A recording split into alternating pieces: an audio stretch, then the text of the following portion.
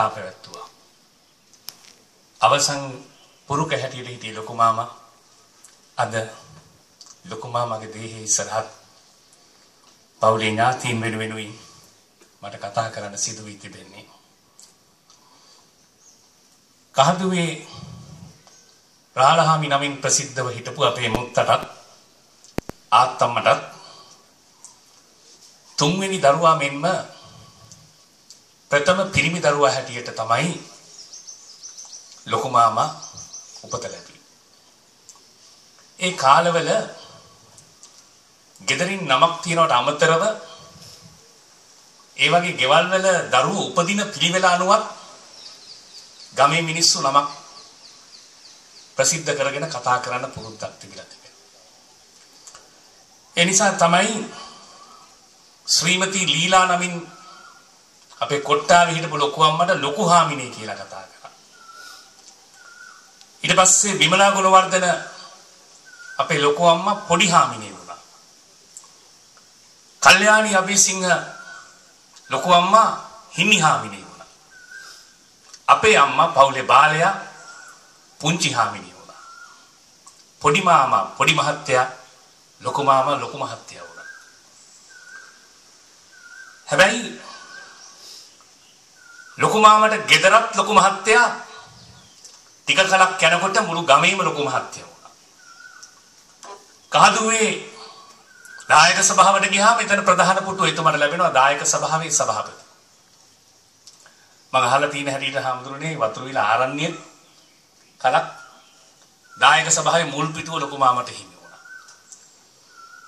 අම්බලේ පිනිකාන කොටසේ පැරණි ගම් සභා ක්‍රමයේ යටතේ ඡන්දෙ ඉල්ලුවා. මට දන්න හැටියට දශක ගණනාවක් අකණ්ඩව ගම් සභාව දිනුවා. ගම් සභාවේ සභාපති ධුරයක් දැරුවා. මේ හැම තැනකදීම ලොකු මාමා ලොකු මහත්තයම වුණා. එතුමා ඒ කාලේ තිබිච්ච කීර්තිමත් විද්‍යාලයක් වෙච්ච පානදුරේ සෙන්ට් ජෝන් විද්‍යාලයේ සාන්ත ජෝන්ස් විද්‍යාලයේ අධ්‍යාපනය ලැබුවා. සිංහල මාධ්‍යෙත් ඉංග්‍රීසි මාධ්‍යෙත් අධ්‍යාපනය හොඳින් ලබලා වැවිලිකරුවෙකු හැටියට ක්‍රමානුකූලව සමාජ සේවකයෙක් හැටියට එතුමාගේ ජීවිතය ආරම්භ කළා. ගම් සභාවේ සභාපතිවරයා ලෙස දශක ගණනාවක් තිස්සේ ඉටු කරපු සේවය මහා මෙහෙවරක් කියලා මට හිතෙනවා. මම යනකොට අම්බන පැත්තේ කහදුව පැත්තේ මේ වතුරුවිල පැත්තේ යනකොට සමහරු කියනවා මේක ලොකු මාමගේ කාලේ හදපු එකක්.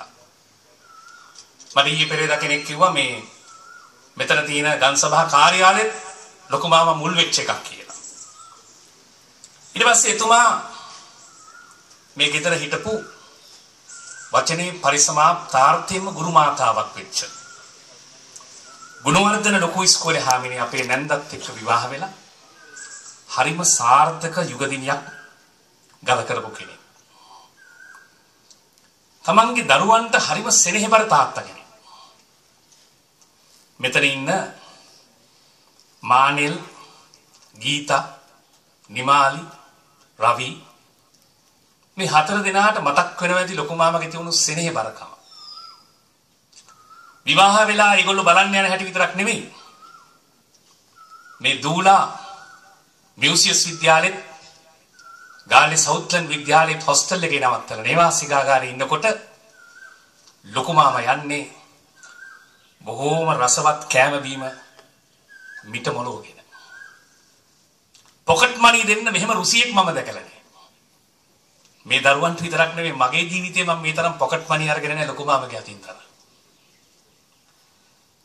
ඒ වගේම තමයි රවි නාලන්ද විද්‍යාලයට දාලා කොළඹ ඉන්නකොට ලොකු මාමා රවිලා බලන්න යන්නේ කන්න කැමැති කෑම හොස්ටල් එකේ ඉන්න හැමෝටමත් එක්ක පිරිමහගෙන.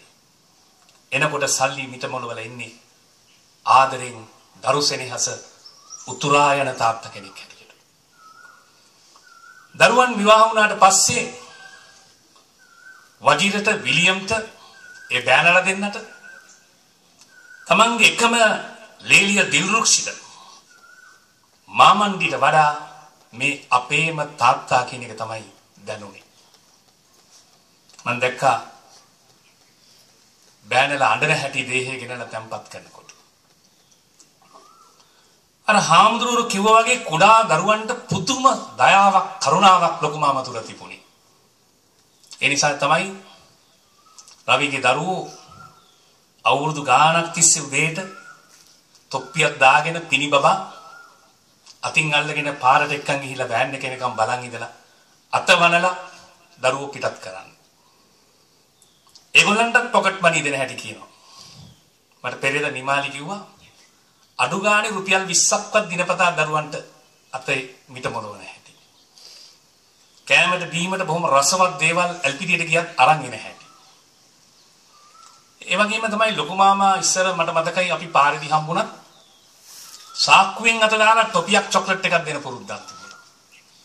මගේ ජීවිතේ හාමුදුරනේ මේ තරම් චොක්ලට් අරගෙන නැහැ කාගෙන්වත් පුංචි කාලේ ලොකු මාමාගෙන්. ඒ වගේම තමයි ගමේ පුංචි උන් දැක්කහම ටොෆියක් දෙන සිරිතක් චොක්ලට් එකක් දෙන සිරිතක් මෑතක් වෙන තුරු ලොකු මාමා තුර තිබුණා. ලොකු මාමගෙන් ටොපි නොපාපු කෙනෙක් මෙතන ඉන්නවද කියලාත් මට හිතෙනවා. ඒ තරමට මේ තාලේ එතුමයි වැඩි කරා. මට මතකයි අපි කොළඹ ඉන්නකොට රත්මලානි එහෙම නැත්නම් ගමේ ඉන්නකොට ලොකු මාමා එනවයි කිව්වම අපිට හරි සතුටුයි. පැගොඩයකින් චොක්ලට් කේක් එකක් වර්ධින්නේ නැහැ. පොඩි අපිට විතරක් නෙවෙයි ලොකු මාමාගේ චොක්ලට් එක ලැබුණේ.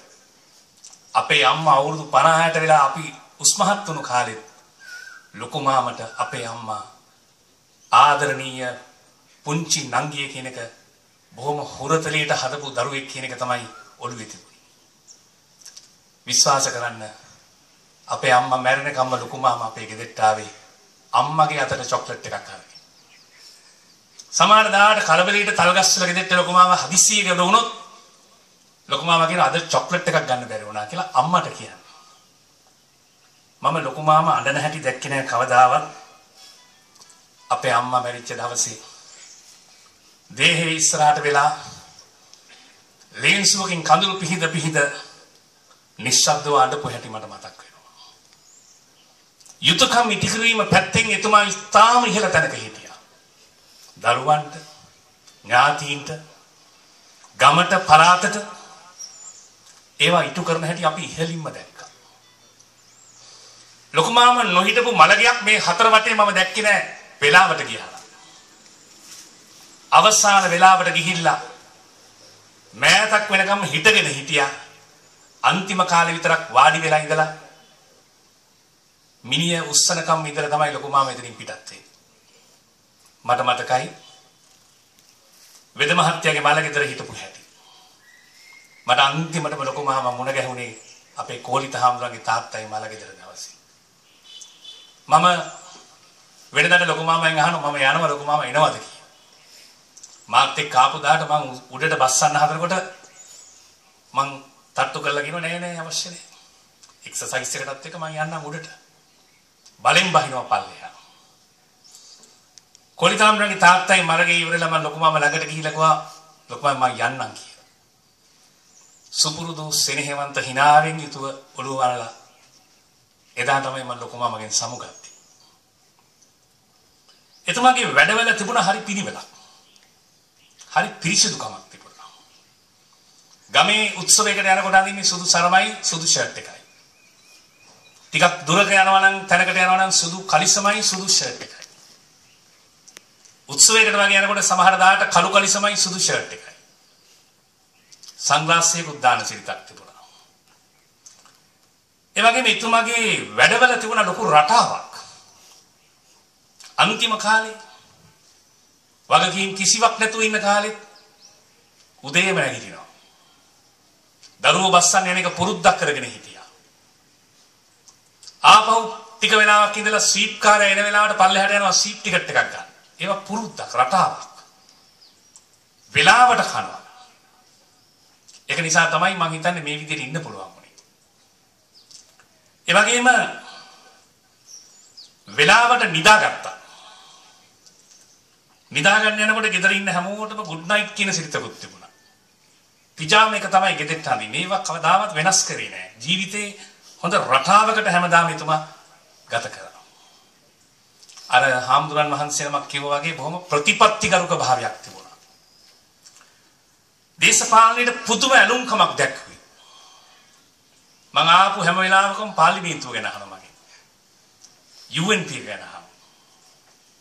ඒවා හරි ආසාවෙන් කතා කරේ. සමහරුන්ට අමාරු තීරණ ලොකුමාම බොහොම පහසුවෙන් ගත්ත හැටි ජීවිතේ දිහා බලනකොට මම දැකලා තියෙනවා. දැන් ඒ කාලේ මේ ආසනෙ තිබුණේ ආසන ක්‍රමයකට. බෙන්තර එල්පීඩියේ മന്ത്രി කවුද කියලා තෝරන්න තමයි ඡන්දෙ දෙන්නේ. වෙන කෙනෙකුට නම් ටිකක් අමාරුයි තීරණය ගන්න. මොකද ප්‍රධාන අපේක්ෂකව දෙන්නයි. එක්කෙනෙක් තමන්ගේ වැඩිමල් සහෝදරියගේ විවාහ වෙච්ච මස්සිනාගේ මල්ලි. අනිත් එක්කෙනා තමන්ගේ බාලනංගි විවාහ වෙච්ච මස්සිනාගේ මල්ලි. ලොකුමාමට මේක අමාරු වුණේ නෑ. ප්‍රතිපත්තියේ හිටියා. රූපා කරුණාතිලක මැතිතුමා වෙනුවෙන් කැප වෙලා වැඩ කළා. ඊට පස්සෙත් ලොකුමාමට අමාරු තීරණයක් වෙන කෙනෙකුට නම් අමාරු. හැබැයි ලොකුමාමට බොහොම පහසු තීරණයක් එතුමා ගත්තා. අක්කගේ පුතයි මල්ලිගේ පුතයි දෙපැත්තේ ඡන්දය දෙනවා. නොයෙල් අයියා බෙන්තරල් පිටි ශ්‍රී ලංකා නිදහස් පක්ෂ සංවිධායක අපේක්ෂක. මම UNP සංවිධායක සහ අපේක්ෂක. හැබැයි ලොකුමාම දේශපාලනය කළා ලැබපු දෙයක් නෑ. ලැබුවා එකක්. විවිධ දේශපාලන පරිගණීම් වලට එක එක වකවානු වලදී මොන දුන්නා. තමන්ගේ වටිනා ඉඩකඩම් පවා එතුමාට අහිමි වුණා. මට මතකයි මම දේශපාලනයට ආපු දවස් ඉඳලා රැස්වීමක් තිබ්බනම් එල්පිටියේ හරි කොහේ හරි හැම රැස්වීමකම ලොකුමාම මුල ඉඳලා අගට වාඩි වෙලා හිටියා. අවසානයේම තිබු බල මණ්ඩලෙත් ඉස්සරහම පේලියක වාඩි වෙලා හිටියා.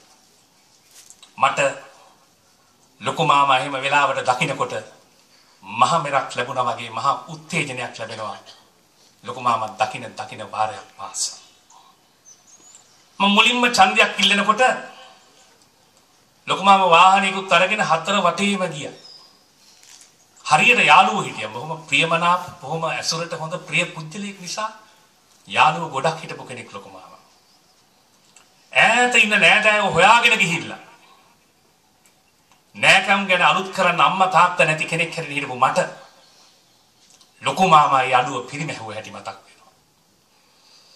අපේ ගායන්තට උදව් කරන්න. ඒ ඉල්ලීම ලොකුමාම කරපු හැටි මට හුඟ දෙනෙක් තාමත් කියනවා. ඒ වගේම තමයි එතුමාගේ වයස ගැන නිරෝගීකම ගැන බොහොම සියුම් ආඩම්බරයකුත් ලොකුමාමට තිබුණා. එක 90 පෙන්නට පස්සේ හරි අභිමානකින් තමයි වයස කියන්නේ. මට මතකයි අන්තිම උපන්දිනේ දවස. නොවැම්බර් මාසේ 20 වෙනිදා ගිය අවුරුද්දේ. මේ දූලා පුතා බෑනලා ලේලිලා මොනුපුරු මිනිපිරියෝ තීරණය කරා තාත්තගේ 98 වෙනි උපන්දිනේට අපි දිවා භෝජන සංග්‍රහයක් ලෑස්ති කළා කේක් ගෙඩියක් කපන්න ඕන කියලා. පවුලේ දරුවෝ විතරයි ආරාධිතයෝ. මම සතුටු වුණා බාහිරින් ඇරයුම ලැබපු එකම පුජ්‍යලයා වුණේ මම. ලොකුමාම කිව්වා එහෙම එකක් කරනවා කොහොම අපි ගායන්තර කියන්න ඕනේ කියලා. ඊට පස්සේ මං එන්න පරක් වෙනකොට ලොකුමාම කියනවා ටෙලිෆෝන් කරලා බලන්න දැන් ගායන්ත කොහෙද කියලා කේක් එක කපන්න ඉස්සෙල්ලා ගායන්ත ගෙන්න ගන්න ඕනේ. මං ආවා. මට මතක් වෙනවා හාමුදුරනේ පුංචි දරුවෙක් වාගේ දරුවෝ ටික happy birthday to you කියලා අත්ැල් අල්ලනකොට සංගීතෙන් ලොකුමාම මූණ පුරා hina වෙවි කේක් කෑල්ලක් කපලා අපිට දීපු හැටි මට මතක් වෙනවා. මං නිහඬව යටිහිතෙන් ප්‍රාර්ථනා කරා තව උපන්දින ගණනාවක් අපිට මේ විදිහට සමරන්න ලැබේවා කියලා. මං උපන්දිනේට ලොකුමාම ඉන්න කිව්වහම මං කල්පනා කරා මොකද්ද දැන් ලොකුමාමට දෙන්නේ කියලා. මං අන්තිමට හිතුවා මම බොහෝ තැන් වලට දෙන විදියෙම එකක් දිය යුතුයි කියලා. මම ලස්සන බුදු පිළිම වහන්සේ නමක් අරගෙන ඉල්ල ලොකුමාමට තෑගි. hina වෙලා thank you කියලා බාරගත්තා. මං ඉවර වෙලා යනකොට හොරංගල්ල පහුවෙන්න උනේ නැහැ. නිමාලි මට කතා කරලා කිව්වා තාත්තා යනකන් ඉඳලා ටක් ගාලා ප්‍රසන්ට් එක බලන්න ඕනේ කියලා බැලුවා. හරි සතුටු වුණා. එවෙලෙම නිමාලිට කිව්වලු ගායන්ත දීප බුදු පිළිම වහන්සේ මට නිතර පේන තැනක තියලා තියන්න කියලා.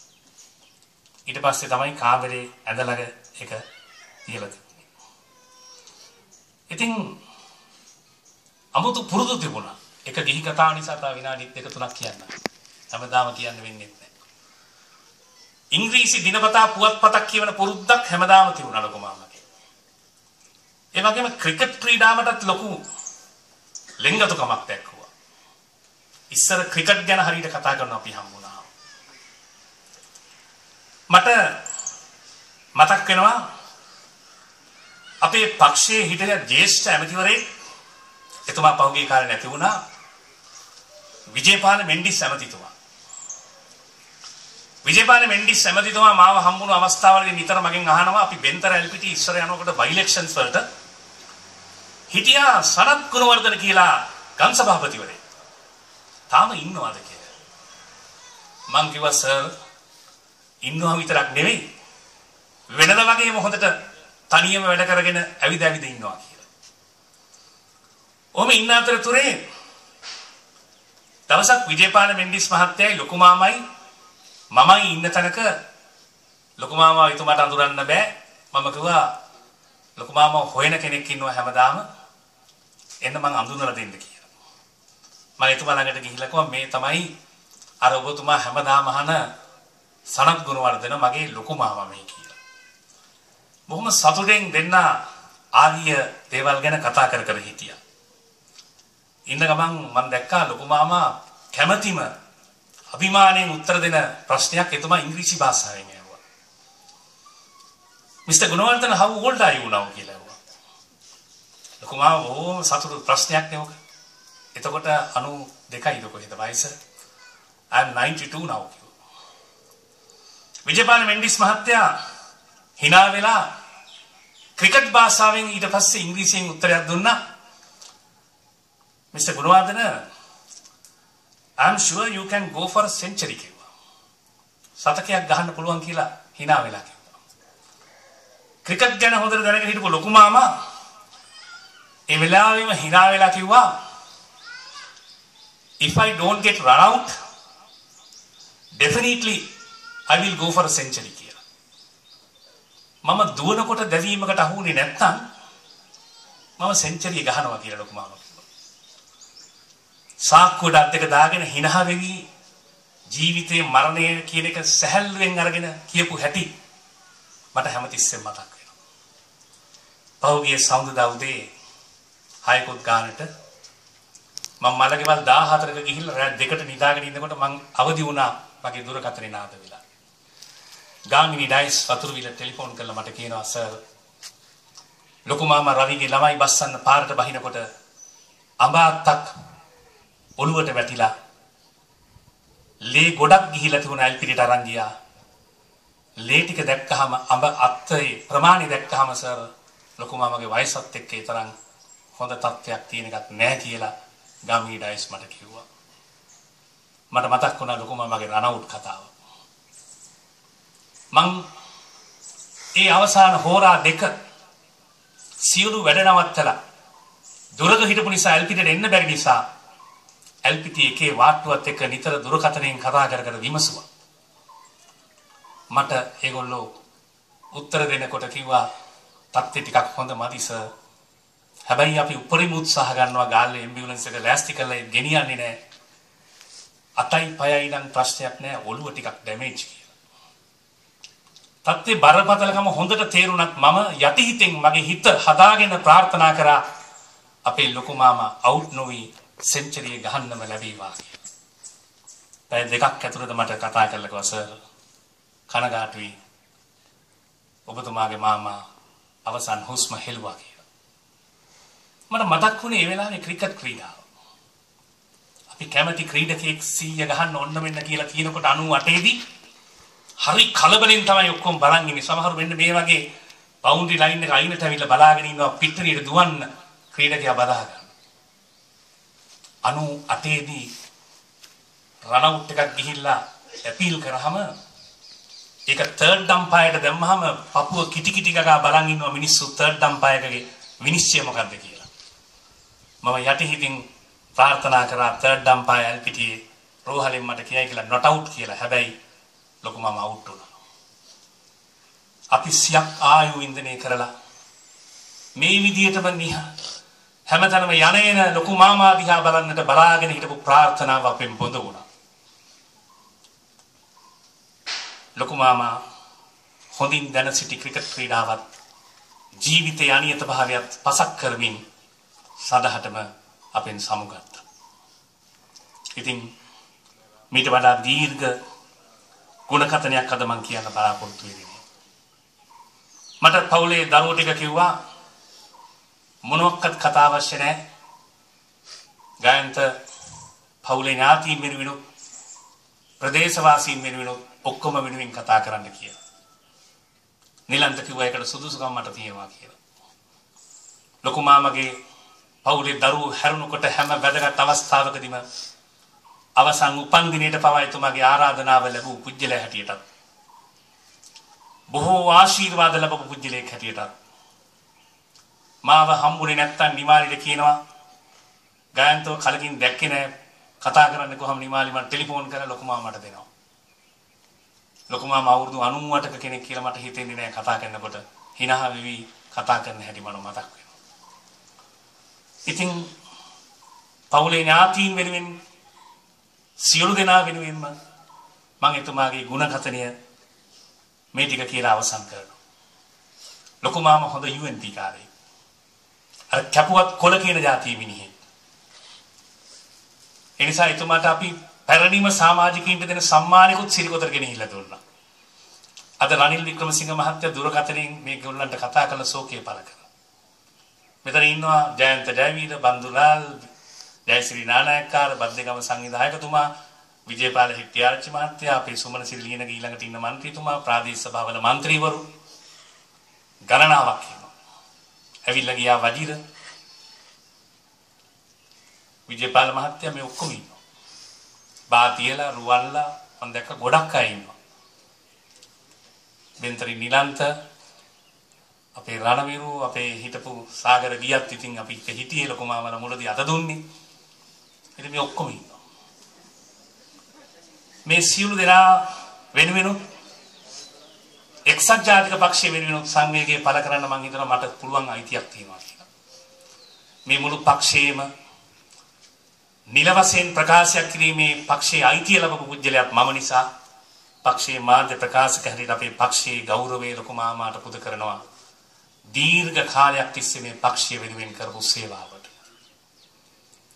ඊළඟට ප්‍රදේශයේ ජනතාව වෙනුවෙන් මට කතා කරන්න අයිතියක් තියෙනවා. බෙන්තර එල්පිටියේ ඉන්න එකම පාර්ලිමේන්තු මන්ත්‍රීවරයා හැටියට මේ ආදරණීය ජනතාවගේ සාතිසේ සංවේගය අපි එතුමාගේ අභාවය වෙනුවෙන් පුද කරනවා. ලොකු මාමා පක්ෂපාත ભેදයක් ඇතුව මිනිස්සු ආශ්‍රය කරේ නැහැ.